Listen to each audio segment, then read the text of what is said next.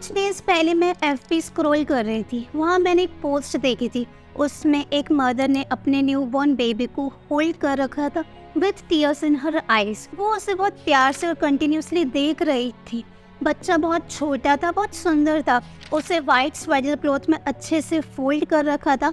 ऐसा लग रहा था कि बच्चा सो रहा है, लेकिन वो बच्चा कभी उठने वाला ही नहीं था क्योंकि ही वॉज स्टिल बॉर्न। सही बताऊं तो आई वॉज रियली कंफ्यूज। पहले मुझे लगा कि वो मे बी खुशी के आंसू होंगे क्योंकि हम 9 मंथ सिर्फ इसी पल का तो वेट करते हैं, लेकिन जब मैंने उनकी पूरी पोस्ट पढ़ी तो आई वॉज रियली शॉक्ड। उनकी स्टोरी पढ़ के सच में मेरे गूज़बम्स आ गए थे। ये बहुत पेनफुल मोमेंट होता है मदर के लिए, फादर के लिए, इनफैक्ट पूरी फैमिली के लिए। हम सोच भी नहीं सकते कि उस माँ पे क्या बीत रही होगी। 9 मंथ्स पेन और सब कुछ बियर करके अगर उसका एंड रिजल्ट ऐसा हो तो कैसा फील होगा। डिलीवरी का पेन तो इस पेन के सामने कुछ भी नहीं है। फ्रेंड्स, आपको पता है हर साल पूरी दुनिया में 20 लाख बच्चे स्टिल बर्थ होते हैं। हम कह सकते हैं कि हर 17 सेकंड में एक केस स्टिल बर्थ का ज़रूर होता है। शॉकिंग ना। उनकी स्टोरी पढ़ के मुझे लगा कि मुझे इस पे वीडियो ज़रूर बनाना चाहिए। सो फ्रेंड, आज का वीडियो स्टिल बर्थ पे रहेगा। इस वीडियो में हम डिस्कस करेंगे कि स्टिल बर्थ क्या होता है, कितने टाइप्स के होते हैं, इसके होने के क्या क्या कॉजेज़ है, क्या क्या इसकी सिम्टम्स है, किन लेडीज़ को स्टिल बर्थ का ज़्यादा रिस्क रहता है, कैसे आप इसका टेस्ट या डायग्नोज करवा सकते हैं और कैसे आप स्टिल बर्थ से बच सकते हैं। सो फ्रेंड्स, अगर आप इसके बारे में पूरा जानना चाहते हैं तो ये वीडियो कंप्लीट ज़रूर देखें। अगर आपको ये वीडियो यूज़फुल लगी तो प्लीज़ इसे लाइक ज़रूर करना और जितना हो सके इस वीडियो को शेयर करना ताकि किसी और माँ को अपना बच्चा ना खोना पड़े।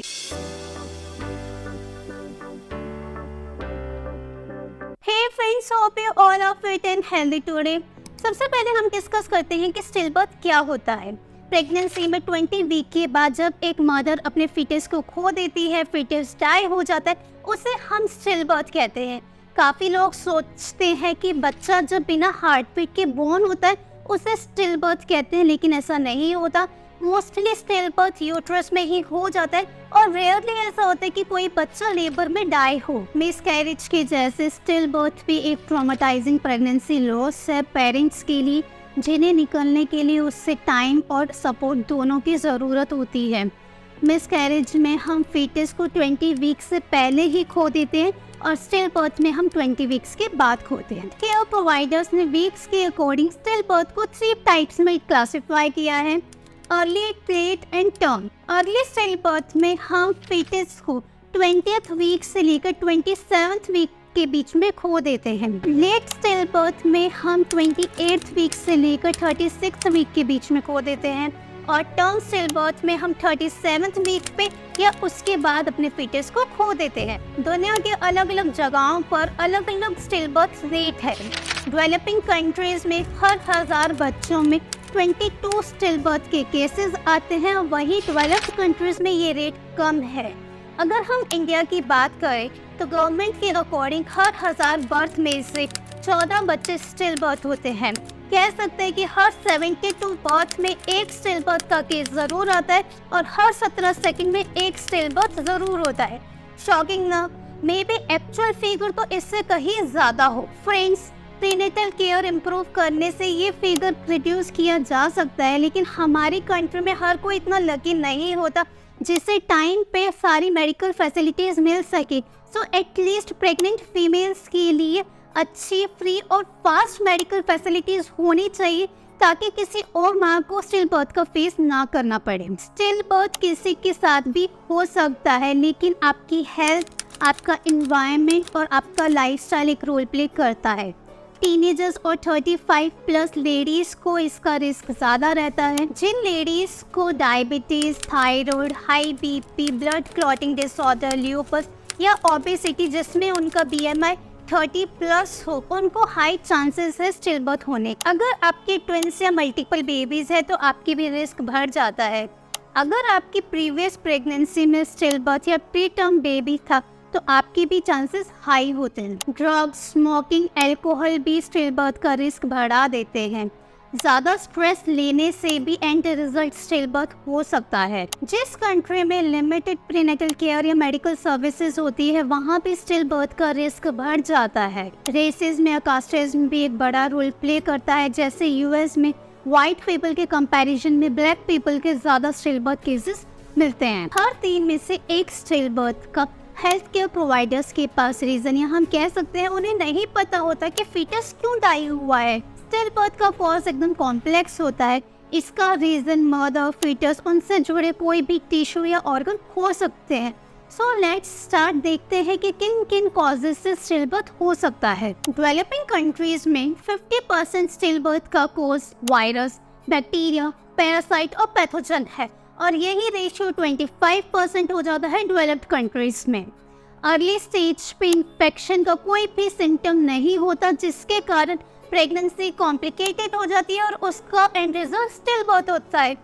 High quality prenatal care improve करने से, हाइजीन मेंटेन करने से इन्फेक्शन से होने वाले स्टिल बर्थ को कंट्रोल किया जा सकता है। एम्बिलिकल कॉर्ड जो प्लेसेंटा से अटैच होता है, जिसके थ्रू फीटस को जरूरी न्यूट्रिएंट्स मिलते हैं, अगर इनमें ही प्रॉब्लम आ जाए तो फीटस तक प्रॉपरली ऑक्सीजन, ब्लड, न्यूट्रिएंट्स नहीं मिल पाएंगे जो उसकी लाइफ के लिए बहुत ज़रूरी होते हैं। 10 से 20% स्टिल बर्थ प्लेसेंटल एब्रप्शन की वजह से होते हैं, जिसमें प्लेसेंटा यूट्रस से सेपरेट हो जाता है और 10% से ज़्यादा stillbirth twisted umbilical cord की वजह से होते हैं, जिससे फीटस तक प्रॉपर ऑक्सीजन नहीं मिल पाता। समटाइम्स बर्थ डिफेक्ट और जेनेटिक कंडीशंस के कारण फीटस अच्छे से डेवलप नहीं हो पाता। डेवलपमेंट में जीन्स इंस्ट्रक्ट करते हैं फीटस को कि कैसे अपने ऑर्गन्स को अच्छे से ग्रो करना है और वर्क करना है। अगर इन इंस्ट्रक्शंस में ही प्रॉब्लम आ जाए तो फीटस अपने ऑर्गन्स को अच्छे से वर्क नहीं कर पाए और जो उसे हेल्दी ग्रो होने के लिए न्यूट्रिएंट्स चाहिए वो नहीं मिल पाएंगे और इसे हम इंट्रायूट्राइन ग्रोथ रिस्ट्रिक्शंस कहते हैं और ये एक कॉमन कॉज है स्टिल बर्थ। जिन लेडीज को क्रॉनिक हेल्थ कंडीशन जैसे diabetes, thyroid, high BP, blood clotting disorder, lupus जैसी कंडीशन से उन्हें प्रेगनेंसी में ज़्यादा प्रॉब्लम्स फेस करनी पड़ती है, उनकी प्रेगनेंसी ज़्यादा कॉम्प्लिकेट हो जाती है। लेकिन ज़रूरी नहीं कि हर फीमेल्स को जिनको ये डिजीज़ है उन्हें प्रेगनेंसी कॉम्प्लिकेट ही हो। डॉक्टर्स पहले ही आपकी कंडीशन के अकॉर्डिंग आपको ट्रीटमेंट देते हैं जिससे आपका रिस्क कम हो सके। सो आइए डिस्कस करते हैं कि ऐसे कौन कौन से प्रेगनेंसी कॉम्प्लिकेशंस है जो आगे जाकर स्टिल बर्थ का कॉज बनती है। प्री-एक्लेम्सिया में आपकी हाफ प्रेगनेंसी के बाद आपका ब्लड प्रेशर हाई रहता है। कॉलेस्टेसिस ऑफ प्रेगनेंसी ये एक फॉर्म है लीवर डिजीज का जो आपको लेट प्रेगनेंसी में डायग्नोज होती है। प्री मैच्योर बर्थ में बेबी 37 वीक से पहले ही बोर्न हो जाता है। Pre term pre mature rupture of membrane में जो फ्लूइड फीटस को प्रोटेक्ट करके रखता है वो जल्दी ही ब्रेक हो जाता है। स्टिल बर्थ होने का सबसे जो कॉमन साइन है वो ये है कि आपका जो फीटस है वो इतना एक्टिव नहीं होगा जितना वो आपको पहले फील होता था। कुछ लेडीज को क्रैम्प्स और वजाइनल ब्लीडिंग भी होती है। फ्रेंड्स, लेकिन ज़रूरी नहीं कि अगर आपको ये सिम्टम शो हो तो आपका केस स्टिल बर्थ का हो सकता है कोई और मेजर इश्यूज भी हो सकते हैं। अगर आपको इनमें से कोई भी सिम्टम शो हो तो प्लीज़ जल्दी से जल्दी अपने डॉक्टर से कंसल्ट ज़रूर करें। मोस्टली स्टिल बर्थ लेबर से पहले ही हो जाते हैं। आपकी डॉक्टर अल्ट्रासाउंड की हेल्प से फीटस की हार्ट बीट को डिटेक्ट करके स्टिल बर्थ का पता लगाती है। अब डिस्कस करते हैं कि कौन कौन से टेस्ट से पता चलता है कि स्टिल बर्थ का कॉज क्या है।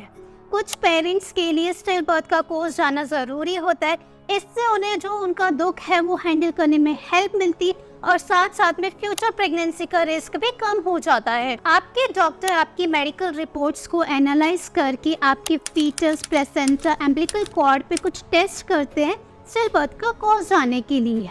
टेस्ट जैसे फर्स्ट इन्फेक्शन टेस्ट करने के लिए वो आपके ब्लड, यूरिन, वजाइना, सर्विक्स के कुछ टिश्यूज का सैंपल लेते हैं। ब्लड टेस्ट से पता चलता है कि आपकी प्रेगनेंसी में कोई कॉम्प्लिकेशंस तो नहीं थे, जो हम कॉम्प्लिकेशन ऑलरेडी डिस्कस कर चुके हैं। एम्बिलिकल कॉर्ड के सैंपल को टेस्ट किया जाता है जानने के लिए कि फीटस को कोई जेनेटिक प्रॉब्लम तो नहीं थी, जैसे हम कह सकते हैं डाउन सिंड्रोम। इसके अलावा एक लास्ट ऑप्शन ऑटोप्सी का होता है जो एक सर्जिकल प्रोसीजर है जिसमें फीटस के ऑर्गन्स को बारीकी से चीरा लगाकर क्लोजली एग्जामिन किया जाता है कि उसकी डेथ का कॉज क्या था। ऑटोप्सी करवाना पेरेंट्स का डिसीजन होता है और हम समझ सकते हैं कि ये डिसीजन लेना बहुत मुश्किल होता है।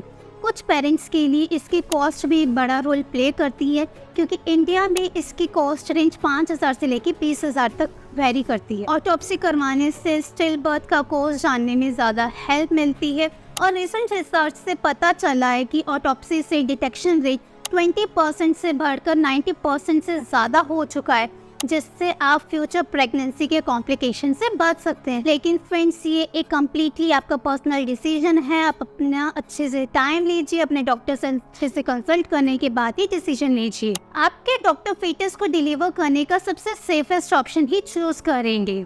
इसका एक्सपीरियंस लाइफ बेबी को डिलीवर करने के जैसा ही होता है। आपको पेन बियर करने के लिए मेडिसिन पे दी जाती है। लेट्स सी कौन कौन से मेथड है। स्टिल बर्थ होते ही आपकी डॉक्टर आपको रिकमेंड करेगी कि इमीडिएटली लेबर स्टार्ट करने के लिए, जो आपकी हेल्थ के लिए भी अच्छा होता है। लेबर स्टार्ट करने के लिए आपको मेडिसिन दी जाएगी, जो आपको within 2 days of your रोज लेनी जरूरी होती है। कुछ लेडीज नेचुरल मेथड प्रेफर करती है। फीटस के पास होते ही within 2 weeks naturally labour pain start हो जाता है। लेकिन फ्रेंड्स, इसके बाद ऑटोप्सी करवाना थोड़ा डिफिकल्ट हो जाता है। और लास्ट, अगर आपकी हेल्थ को ज़्यादा रिस्क है तो डॉक्टर आपको इमरजेंसी सी सेक्शन का रिकमेंड करेंगे। लेकिन स्टिल बर्थ के केसेस में रेयरली सी सेक्शन की नीड होती है। अब डिलीवरी के बाद सबसे मुश्किल डिसीजन लेना होता है आपको कि आपको बेबी को देखना है या नहीं। आई नो ये डिसीजन लेना बहुत मुश्किल होता है और फ्रेंड्स, इसमें कुछ सही या गलत नहीं होता। ये कम्प्लीटली आपकी फीलिंग्स होती है। आप हॉस्पिटल से मोमेंटोज भी ले सकते हैं, जैसे उसके कुछ हेयर्स, हॉस्पिटल आईडी ब्रेसलेट या उसके हैंड प्रिंट्स और फुट प्रिंट्स भी ले सकते हो। Friends, take your time as much as you need it. It's your personal decision और आप अपने बेबी के साथ जितना टाइम चाहते हो उतना टाइम स्पेंड कर सकते हो। डिलीवरी के कुछ डेज के बाद मिल्क प्रोडक्शन स्टार्ट हो जाता है। मिल्क प्रोडक्शन स्टॉप करने के लिए आप कौन सा प्रोसेस चूज करते हो, ये कम्प्लीटली आपका डिसीजन है। आप चाहे तो मेडिसिन ले सकते हैं या नेचुरली वेट कर सकते हैं इसके स्टॉप होने का। इसमें आप अपने डॉक्टर की भी हेल्प ले सकती हैं। यूजुअली स्टिल बर्थ को आप प्रिवेंट नहीं कर सकते। जिस मेडिकल कंडीशन या कॉम्प्लिकेशन से स्टिल बर्थ होता है वो आपके कंट्रोल में नहीं है, लेकिन कुछ स्टेप लेने से आप हेल्दी प्रेगनेंसी के चांसेस को इंक्रीज कर सकते हैं। ड्रग्स, टबैको, स्मोकिंग को अवॉइड करें। इनसे स्टिल बर्थ और अदर कॉम्प्लिकेशंस इंक्रीज हो जाते हैं, जैसे fatal alcohol syndrome, sudden infant death syndrome. Pregnancy के ड्यूरेशन में अपनी डाइट में कुछ चेंजेस करें। आपके और आपके बच्चे की ग्रोथ के लिए न्यूट्रिशन वाला खाना ज़्यादा से ज़्यादा चूज करें। अपने मील्स में प्रोटीन की क्वांटिटी हाई करें और ऐसा फूड अवॉइड करें जिसमें फूड बॉर्न इलनेस का रिस्क हाई होता है। प्रेग्नेंट होने से पहले या प्रेग्नेंट होने के बाद एक अच्छी हेल्दी लाइफस्टाइल अडॉप्ट करें। अपना वेट आइडल मेंटेन करें। इन्फेक्शन से बचने के लिए प्रॉपर हाइजीन मेंटेन जरूर करें। अपने हाथों को अच्छे से वॉश करें। खाने को प्रॉपरली कुक करें। टाइम से प्रेगनेंसी से पहले, ड्यूरेशन में और आफ्टर प्रेगनेंसी जो जो वैक्सीन जरूरी है वो जरूर लगवाएं। 26 से 28 वीक्स के बाद आप बहुत फैमिलियर हो जाओगे फर्टाइल मूवमेंट के।